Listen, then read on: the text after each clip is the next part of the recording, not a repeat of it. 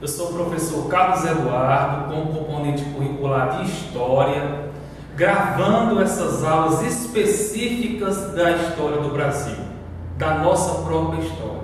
Então, a finalidade é esta, estudante, é que você veja esses vídeos, pesquise esses conteúdos na internet, no seu próprio livro didático, para que você possa estar entendendo de fato a realidade e como se formou o Estado brasileiro ao longo dos anos.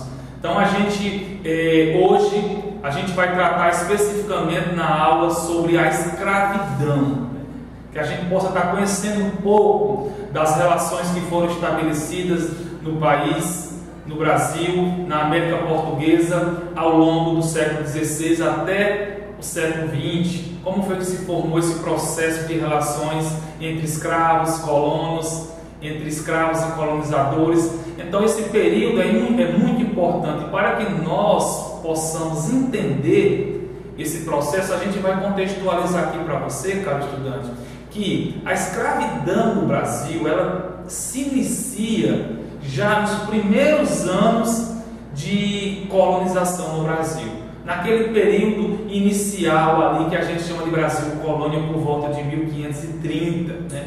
Então essas relações, essas bases da colonização, quando elas são fincadas pela América Portuguesa, na América Portuguesa, a escravidão já começa. Inicialmente, é importante ressaltar que inicialmente a escravização ela é indígena, a gente já viu isso.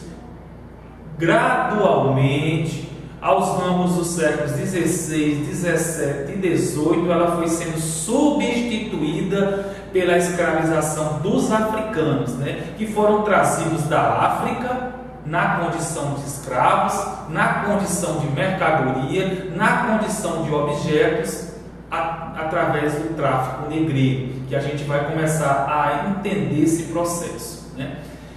O que era o tráfico negreiro, pessoal? O tráfico negreiro era a travessia, né, dos navios dos europeus que traziam os escravos para a América Portuguesa, né? Então os africanos, durante mais de 3 séculos, né, da escravidão no Brasil, até 1888, com a Lei Áurea, que foi a lei que acabou definitivamente com a escravidão no Brasil, isso já no fins do século XIX, né? A escravidão ela perdurou por longos e longos anos na história do Brasil. É uma mancha triste que o Brasil deixa, né? Um legado negativo. E é importante que a gente não esqueça disso e que a gente trate e entenda todo esse processo de construção do nosso país, né? E a gente vai ver agora, eu queria discutir com vocês e aprofundar, como se desenvolveu o tráfico negreiro, quais eram as condições de vida dos africanos quando eles chegavam aqui no Brasil e quais foram as estratégias de resistência à escravidão. Eles não aceitaram isso passivamente e é isso que a gente vai aprofundar agora. Então, vamos iniciar pela primeira pergunta. Como se desenvolveu o tráfico negreiro, né? Os portugueses foram os países que saíram na frente dentro daquele contexto das grandes navegações, do pioneirismo, de dominar o mar. Os portugueses eles saíram na frente nesse comércio e, para isso, eles já tinham essas primeiras relações fincadas com a África e também posteriormente com a Ásia, né, com as especiarias que objetivavam trazer para a Europa. E é importante ressaltar que o comércio de escravos ele foi trazido também pelos portugueses. Então o tráfico negreiro ele unia interesses da África, interesses da Europa e interesses da América. Então, eles dominavam várias regiões, estabelecendo essas alianças, essas relações.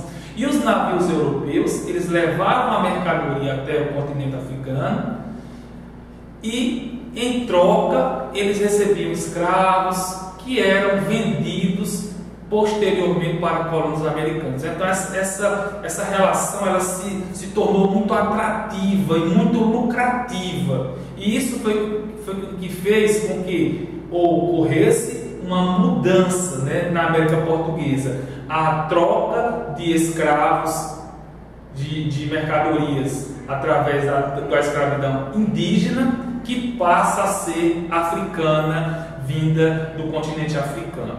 Então, essas condições que foram estabelecidas, né, as condições de vida que chegaram ao Brasil dos negros africanos não eram boas, claro. Imagine só, as primeiras capitanias que recebem escravos vindos da África, as duas principais, as que mais prosperavam na época, Bahia e Pernambuco, né? E também eram locais onde ocorria uma produção maior de açúcar. Então esses africanos eles vinham para trabalhar na lavoura do açúcar, né? É importante ressaltar que o tráfico negreiro ele se tornou um negócio muito lucrativo. Alguns historiadores até escrevem e enfatizam que se tornou mais lucrativo do que o próprio negócio do açúcar, para que você veja que essas relações que foram estabelecidas elas têm esses interesses, né? Lembrando que o africano vinha com condição de uma mercadoria, um objeto, e que podia ser vendido. Imaginem só, uma pessoa ser vendida. Isso já ocorreu na história do Brasil? Sim, no período em que o Brasil teve o período da escravidão, 1530 até a Lei Áurea, 1888. Então esses comerciantes, eles vendiam esses escravos, eles eram mandados para a América, especificamente aqui no nosso território, América Portuguesa, e eles vinham em navios. E eu queria ver com vocês como eram essas relações, essas condições que foram estabelecidas. Então a viagem era muito longa, durava entre 30, 35 dias até 45 dias de viagem, vindos da África para o futuro Brasil. Os espaços dos navios eram reduzidos, o calor era fortíssimo, extenuante, a água era suja, os alimentos insuficientes, e com isso tudo, cerca de 25 a 30% dessas pessoas que vinham nesses navios, que cabiam em torno de 500 a 600 pessoas, 25% morriam em cada viagem. Então, os primeiros africanos que chegam no Brasil por volta da segunda metade do século XVI, eles vinham, mas a grande maioria morria. Por quê? Porque as condições não eram satisfatórias, eram as piores possíveis.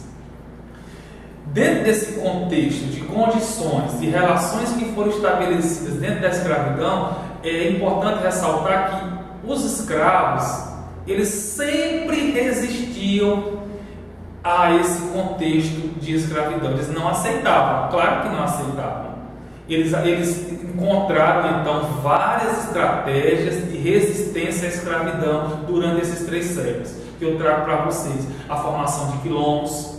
E aí você pode fazer um estudo mais aprofundado sobre o quilombo dos Palmares, que foi uma referência até então para essa forma de resistência. As fugas, muitos tentavam fugir, outros se suicidavam, revoltas, motins, chegavam até a matar o seu senhor, como ocorreu em alguns casos. Eles se paralisavam o trabalho, não queriam, sabotagem, roubo, entre outras formas de resistência, no qual os escravos utilizavam para se proteger do Senhor. É importante ressaltar que as formas de resistência sempre ocorreram na história do Brasil. Sempre as formas de resistência. E a resistência escrava não foi diferente. Então é importante que você aprofunde um pouco dessas relações que foram estabelecidas, estude um pouco mais, aprofunde os conhecimentos sobre a escravidão no Brasil, e que a gente se vê numa próxima aula sobre o Brasil colonial. Um abraço a todos, fiquem com Deus.